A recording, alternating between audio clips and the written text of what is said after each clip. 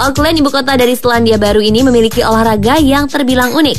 Ya, kalau biasanya orang-orang berlayar di lautan, maka di Auckland ada blow kart yang merupakan olahraga berlayar yang dilakukan di atas lumpur. Umumnya blow kart dilakukan di Pasir Muriwa yang merupakan trek alami bagi olahraga ini karena di sana terdapat bukit-bukit pasir yang cukup tinggi. Unik sekali ya pemirsa. Namun bukan hanya itu saja keunikan yang ada di Auckland, tetapi ada beberapa hal menarik lainnya di Auckland yang informasinya akan Spotlight sajikan dalam Spotlight Globe berikut ini.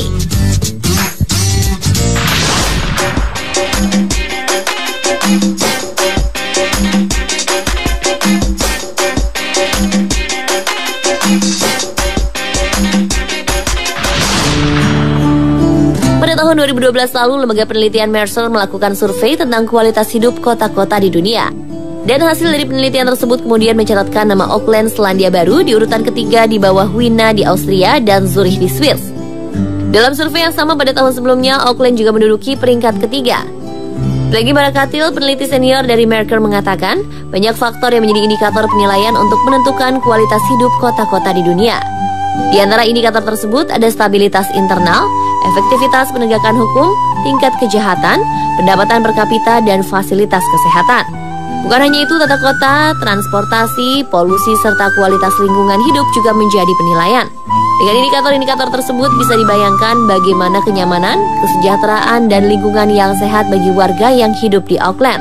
Dan pemirsa, selain sekilas informasi mengenai Auckland sebagai salah satu kota dengan kualitas terbaik di dunia, Spotlight juga telah merangkum hal menarik lainnya dari kota yang dalam bahasa Maori bernama Tamaki Makaurau ini. Auckland adalah sebuah kota metropolitan terbesar dan terpadat penduduknya di Selandia Baru. Kota ini pernah menjadi ibu kota negara Selandia Baru pada tahun 1841 sebelum dipindahkan ke Wellington pada tahun 1865. Dengan luas wilayah mencapai 559,2 km persegi, Auckland dihuni oleh lebih dari 1,5 juta penduduk berdasarkan sensus tahun 2012. Menurut sejarah, penduduk awal Auckland adalah orang-orang Maori yang datang pada tahun 1350. Mereka kemudian mendirikan desa-desa di pinggir gunung berapi yang tanahnya subur. Namun pada abad ke-18, orang-orang Eropa mulai berdatangan ke Selandia Baru termasuk ke Auckland. Dan setelah adanya penandatanganan perjanjian Waitangi pada Februari 1840 yang berisikan perjanjian antara suku Maori dan wakil kerajaan Inggris di Selandia Baru mengenai kepemilikan tanah, Gubernur pertama Selandia Baru yaitu William Hobson kemudian memilih kawasan yang diberi nama Auckland sebagai penghormatan kepada pelindung dan mantan komandannya George Eden, Earl of Auckland, untuk menjadi ibu kota Selandia Baru. Tanah tempat Auckland didirikan sendiri merupakan hadiah kepada William Hobson dari suku Maori Ngati Watua sebagai tanda kesepakatan dengan harapan pembangunan kota akan menarik peluang dagang dan politik untuk suku tersebut.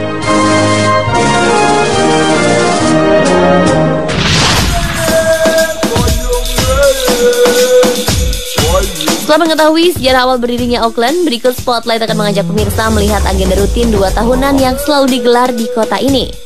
Ya, Auckland Festival adalah festival seni dan budaya terbesar pertama yang ada di kota kawasan Asia Pasifik. Penyelenggaraan festival ini pun telah berlangsung lama, yaitu dari tahun 1948. Sempat vakum di tahun 1982, festival ini kembali digelar oleh Dewan Kota Auckland 22 tahun kemudian atau pada tahun 2000. Bagi warga dan pemerintah Auckland, festival ini tak hanya sekedar kegiatan seni, namun sudah menjadi identitas kota. Biasanya lebih dari 100 acara telah disiapkan penyelenggara untuk memeriahkan festival seni dan budaya ini. Ada pameran lukisan, pameran foto, pertunjukan musik, pemutaran film, tari, drama, kabaret, dan berbagai pertunjukan seni lainnya. Tak hanya itu, di festival ini juga biasanya dipamerkan dan diluncurkan berbagai karya baru dari para seniman Selandia Baru maupun seniman dunia. Berbagai pertunjukan seni dan budaya biasanya digelar di Red Square yang berfungsi sebagai pusat kegiatan atau tempat berkumpulnya seniman dan masyarakat. Siang dan malam, kawasan ini selalu meriah dengan berbagai kegiatan, terutama saat Auckland Festival.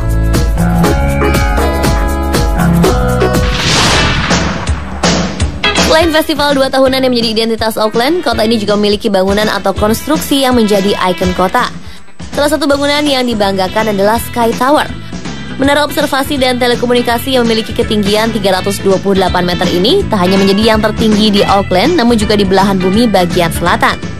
Bagi pengunjung yang ingin naik ke menara, ada ruang observasi dengan tinggi yang berbeda yang kesemuanya memiliki jangkauan pandangan hingga 360 derajat. Ruang observasi utama berada di ketinggian 186 meter.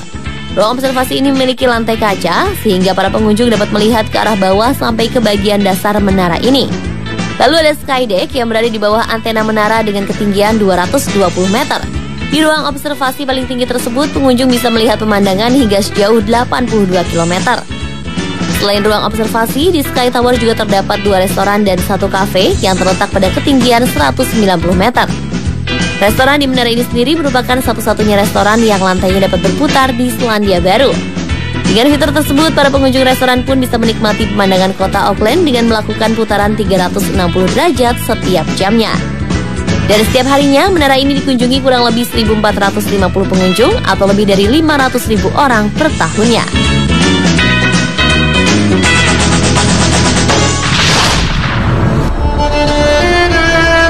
Selain Sky Tower, konstruksi bangunan lain yang menjadi ikon kota Auckland adalah Auckland Harbour Bridge. Bangunan ini merupakan konstruksi jembatan dengan 8 lajur untuk jalan tol di pelabuhan Waitemata yang menghubungkan St. Mary's Bay dengan Northcote. Panjang dari jembatan ini adalah 1020 meter, lebar 243,8 meter dengan ketinggian 43,27 meter.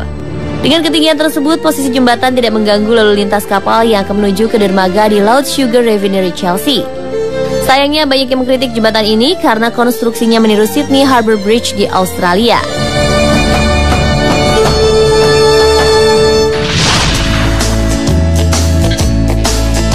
Bagi pecinta adrenalin, Auckland bisa jadi masuk dalam daftar yang wajib dikunjungi. Karena selain blowkart atau olahraga berlayar di atas lumpur yang sebelumnya Spotlight sudah bahas, ada beberapa kegiatan lain di Auckland yang dapat memacu adrenalin. Salah satu tantangan yang paling fenomenal adalah melakukan kegiatan berjalan di ketinggian 192 meter di Sky Tower tanpa ada pegangan di sisi kanan kirinya. Tapi para pengunjung tidak perlu takut jatuh karena mereka dilengkapi tali pengaman dan baju khusus. Setelah puas mengelilingi Sky Tower di ketinggian 192 meter, para pengunjung juga bisa melakukan bungee jumping di fitur Sky Jump dari ruang observasi dengan kecepatan meluncur 85 km per jam. Selain melakukan kegiatan penuh tantangan di Sky Tower, para turis di Auckland juga bisa uji nyali di jembatan fenomenal Auckland Harbour Bridge. Di jembatan ini, para pecinta adrenalin bisa melakukan bungee jumping dari ketinggian 40 meter. Meski lebih rendah dibanding Sky Tower, namun pemandangan serta lalu lintas air turut mempengaruhi mental untuk melakukan lompatan di jembatan ini.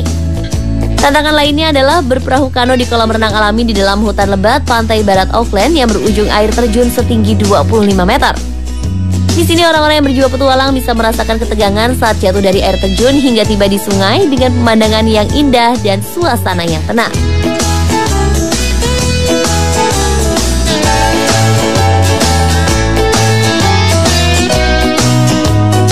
Pemirsa, itulah beberapa hal menarik yang ada di Auckland.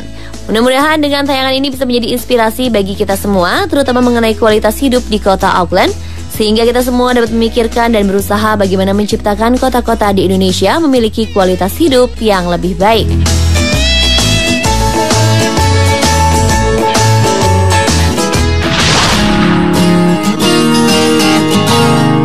Jangan mana-mana pemirsa, karena sesaat lagi akan hadir informasi menarik mengenai bahan makanan termahal di dunia. Tetap di Spotlight.